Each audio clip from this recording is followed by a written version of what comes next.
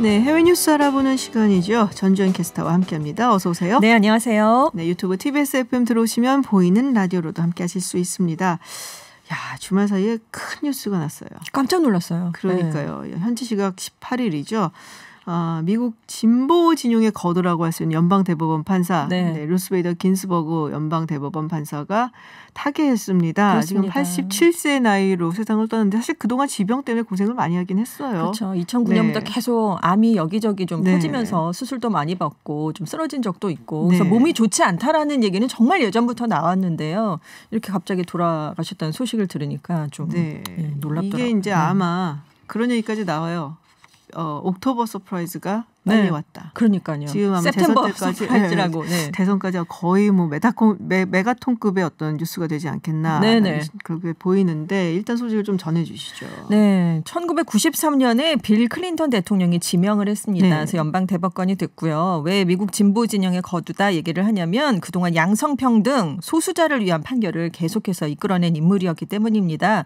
군사학교 여성 입학 불허 위헌 결정을 내린 적이 있고요. 동일노동, 동일임금 지급 문제, 동성결혼 합법화 같은 판결에서 여러 차례 소수자의 편에 섰던 인물입니다. 그래서 국민들의 사랑과 존경을 많이 받아서요. 굿즈가 있어요. 티셔츠도 있고, 그죠? 모자도 있고, 그래서 많은 사랑을 받았던 인물입니다. 연방 대법원이라는 게 미국에서 모든 사건 논란에 대한 최종 결정을 내리는 곳인데요. 낙태 문제, 난민 문제, 인종차별 문제 이렇게 사회적으로 갈등이 첨예할 수밖에 없는 사안들을 최종 심판을 내리는 곳입니다. 그래서 연방 대법관 9명의 이념 지형이 어떤가에 따라서 미국 사회의 향방이 크게 갈릴 수 있거든요. 그래서 이 긴즈버그 대법관의 타계가 지금 대선을 한 46일 앞둔 지점에 사망을 하셨는데 굉장히 큰 뉴스로 다가올 수밖에 없는 겁니다. 그래서 지금 트럼프 대통령 측, 바이든 후보 측 다 누가 고인의 빈자리를 언제 메워야 하느냐 여기에 대한 논쟁이 정말 뜨겁게 벌어지고 있습니다. 그러니까 한마디로 우리나라의 헌법재판소와 비슷한 역할을 한다라고 보시면 될 것 같아요. 위헌법률 심판권 그렇습니다. 이런 걸 가지고 있기 때문에 그리고 지금 이제 9명 중에서 5명이 보수 그리고 4명이 진보 판사거든요. 그중에서 이제 1명이 비게 된 거잖아요. 네, 그렇습니다. 그러니까 이 연방 대법원 판사를 이제 지명을 하려고 정말 많이 싸워왔어요. 그렇죠. 서로가 하려고. 트럼프 대통령이 지금 벌써 2명을 지명을 했고요. 그러니까요. 오바마 대통령도 이전에 2명을 지명을 했었는데 지금 이제 트럼프 대통령이 이제 1명을 더 지명을 자기가 하겠다.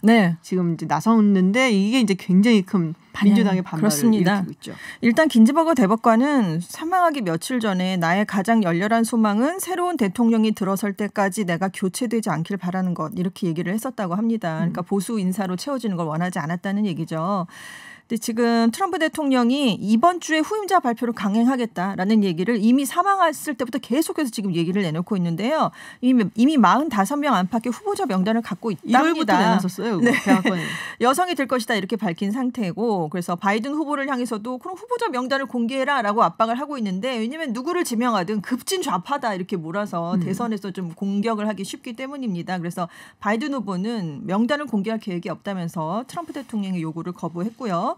바이든 후보는 지금 대선을 40여일 남겨놓고 대법관 임명을 하려는 트럼프 대통령 측의 움직임에 대해서 이것은 권력 남용이다라고 거세게 비판을 하고 있고요. 내가 당선되면 트럼프 대통령의 후임 대법관 지명은 철회될 것이다 라고 얘기를 하면서 상원 의원들을 향해서 제발 헌법상의 의무를 지키고 양심에 따라 행동해달라라고 하는데 왜냐하면 이제 상원에서 인준을 받게 되니까요. 후임자를 대통령이 지명하더라도 인준투표에 상원 의원들이 참여하지 말아달라 이렇게 촉구하는 뜻으로 그런 얘기를 내놨습니다. 지금 민주당이 열이 받는 게요.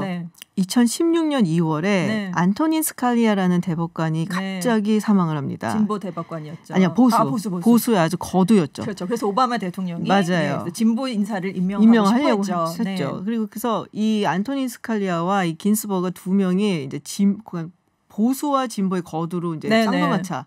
그래서 두 사람의 오페라도 있어요. 스칼리아 앤 긴스버그라고 해갖고 굉장히 불꽃이 튀기겠네요. 근데 둘이 그래도 굉장히 사이가 좋았대요. 뭐 굉장히 이제 뭐 생각하는 건 다르지만 그래서 2월에 그렇게 타계를 했는데 그래서 오바마 대통령이 당시에 이제 메릭 갈란드라는 뭐 진보라기보다는 오히려 중도에 가까운 인물을 사실은 이제 임명을 하려고 지명을 했었는데 공화당의 그 미치 매커넬 지금 원내대표가 대통령을 선출해야 되는 해에는 대법관을 임명해서 안 된다. 다음 대통령이 해야 된다. 누가 되든 간에. 그래서 청문회도 안 열었어요. 그러니까요. 11월까지 2월부터 11월까지 정말 도움을 안 줬잖아요. 네. 그래서 근데 지금 근데 하겠다는 거 아니에요. 이번에는 입장이 바뀌었는데 우리는 지명해야겠다 이렇게 나오는 입장이니까 그러니까요. 민주당으로서는 아니 그때는 안 된다고 해놓고 지금은 뭐냐 이러면서 반발을 할 수밖에 없는 그런 상황이 펼쳐지고 있습니다. 그때 민주당이 지명을 못 해놓고 나간 거를 정말 천추의 하늘을 여기고 있는데 지금 긴스버그 대법관 사망했다는 소식 나오고서 몇 시간 후에 미치 맥커널이 이제 우리는 인준 절차 거치겠다고 그러니까요. 트럼프 대통령은 이제 이번 주에 이제 후보를 냈겠다. 아마 여성으로 내겠다라고 그렇습니다. 얘기를 하는 것 같아요. 네, 지금 후보로 떠오르는 인물 중에 강력한 후보 중에 한 명이 에이미 코니 베럿이라는 분인데요. 이분이 낙태 반대론자. 네. 독실한 기독교 신자고 낙태 반대론자고 이분이 1순위 그리고 10일 연방고법의 쿠바계 여성인 바버라 라고아 판사도 유력한 사람 중에 한 명이다라는 보도가 지금 언론을 통해 나오고 있는데 베럿 판사는 뭐 낙태 반대론자라고 말씀을 드렸으니까 당연히 트럼프 대통령의 지지층으로부터 호응을 이끌어낼 수밖에 없는 인물이니까 대선 전에 얼마나 호재가 되겠습니까? 그리고 라고아 판사는 쿠바계거든요. 그래서 경합주인 플로리다의 쿠바계를 포함해서 히스패닉 유권자들한테 또 영향을 크게 미칠 수 있는 인물이기 때문에 지금 트럼프 대통령은 대선에서 좀 유리하게 어떻게 좀 작용을 해보기 위해서 굉장히 발빠르게 움직임을 지금 보이고 있습니다. 근데 그동안 이제 보수 성향 유권자들도 사실 여러 가지 성향이 좀 있거든요. 근데 사실 이제 무슨 복음주의자들이라고 해야 되나요? 굉장히 신실한 기독교 정신을 가지고 있는 이분들이 보기에 사실 트럼프 대통령은 자신들이 좋아하는 대통령은 아니에요.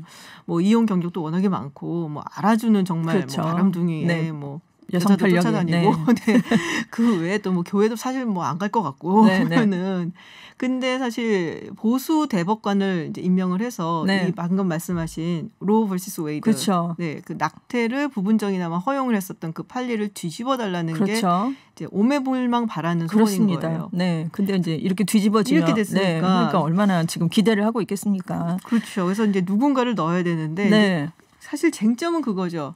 언제 넣을 것이냐. 그렇죠.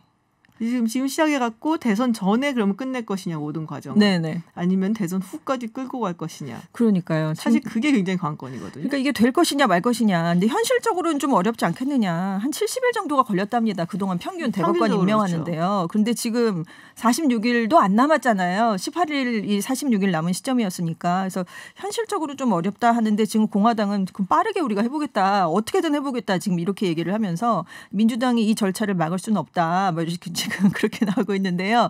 낸시 펠로시 하원 의장은 이렇게 밀어붙이면 대항할 수 있는 모든 수단을 강구해보겠다. 뭐 이렇게까지 나오면서 뭐 탄핵 옵션까지 뭐 그냥 얘기를 하고도 있습니다. 그래서 그 대법원 구성을 지금 보수 6, 진보 3으로 이제 이렇게 바뀌게 되는 거잖아요. 만약에 공화당이 밀어붙이면 그러면 11월 선거를 통해서 상원에서 만약에 민주당이 이제 다수당을 차지하게 되면 대법관 숫자를 13명으로 늘려버려서 4명의 진보 성향 대법관 임명을 강행하는 방안이 나올 수도 있다. 뭐 이런 얘기까지 지금 내놓고 있습니다. 옛날에 루즈벨트 대통령이 그거 한번 하려다가 못했어요.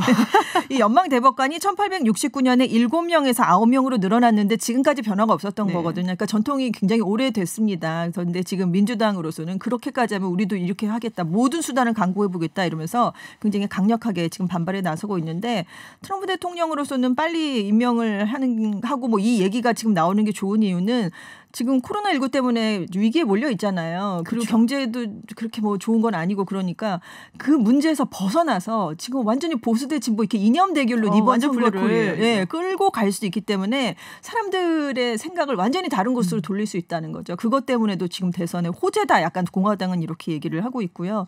만약에 이렇게 속전속결로 해서 다 임명을 해버려서 보수 6대 진보 3이 돼버리면 그러면 만약에 대선에서 지금 우편 투표 때문에 뭐 부정 선거다 뭐 이런 소송이 벌어질 수 있다 이런 얘기가 지금 자꾸 나오고 있는데 만약에 그래서 이게 대법원까지 연방 대법원까지 가게 되면 보수 판사가 많으면 많을수록 트럼프 대통령한테는 훨씬 더 유리할 수밖에 없잖아요. 그리고 만약에 지금 임명이 대선 전에 안 된다고 해도 지금 보수 5대 진보 3입니다. 그러니까 여전히 보수가 우위인 것은 마찬가지거든요. 그러니까 공화당에게는 상당히 유리한 판세가 지금 펼쳐졌다 그렇죠. 이런 얘기가 나오고 있습니다. 대선 전에 안 끝나더라도 사실 그 상원이 이제 상원 선거도 지금 걸려 있잖아요. 그렇죠. 그러니까 상원이 뭐 어쨌든 이제 새로 들어가기 전까지 남아 있단 말이에요. 한 달 정도? 그렇습니다. 한 달 반 정도는 있으니까 그때 사실 내치러도 되는 거기는 하고 그러니까요. 뭐 여러 가지가 있는데 트럼프 대통령이 사실은 되게 서둘를 이유는 없어요. 네. 왜냐면 내가 대선에서 이겨서 대통령이 된다면 다시 재선이 된다면은 이제 이 절차를 통해서 네. 보수 대법관을 넣을 때까지 찍어주세요라고 말하면은 정말